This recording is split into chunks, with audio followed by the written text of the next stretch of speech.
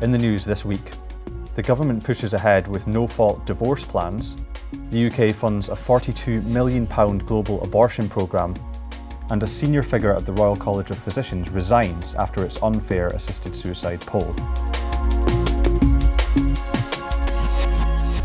Hello. The number of divorces will rapidly increase if the government's plans for no-fault divorce become law, the Christian Institute has warned. Under the government's proposals announced by Justice Secretary David Gauke, a spouse who's being divorced has no opportunity to contest the proceedings to allow more time to seek reconciliation. The official consultation on the proposals met with strong opposition, with 83% of respondents disagreeing with the plans. Simon Calvert, Deputy Director at the Christian Institute, spoke to BBC News about the proposals in a debate with divorce lawyer Joe Edwards. I think it's just simply wrong to allow people to simply resign from their marriages. We have to reflect the significance and importance of the marriage commitment by requiring people to provide evidence for why the marriage should end. We have to give people time so that they can reconcile, as many people do during the divorce process. Many people decide, actually, we're going to make it work. And we need to be looking at, instead of spending all of our time thinking about ways of making divorce easier, we should be spending our time thinking about ways of encouraging couples to keep their marriage promises and to stay together. The UK government has announced plans to spend £42 million of aid money on a programme funding overseas abortion. The money is part of its sexual reproductive health rights strategy, which it claims protects women. International Development Secretary Penny Mordaunt said the programme will work alongside Marie Stopes and Planned Parenthood. I'm proud that thanks to UK aid, millions of women in the world's poorest countries are able to access the desperately needed sexual and reproductive health services they need and want to use. The MP, who voted against a ban on sex-selective abortions in 2015, also said the cash would be given directly to the abortion providers. Alethea Williams from SPUC told the Christian Institute the move would impose abortion on countries that don't want it.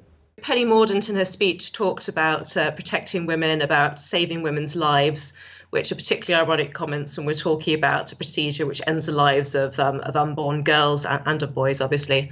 It's also particularly worrying that they're giving money to Marie Stopes and IPPF, both of which have very bad reputations in terms of protecting women.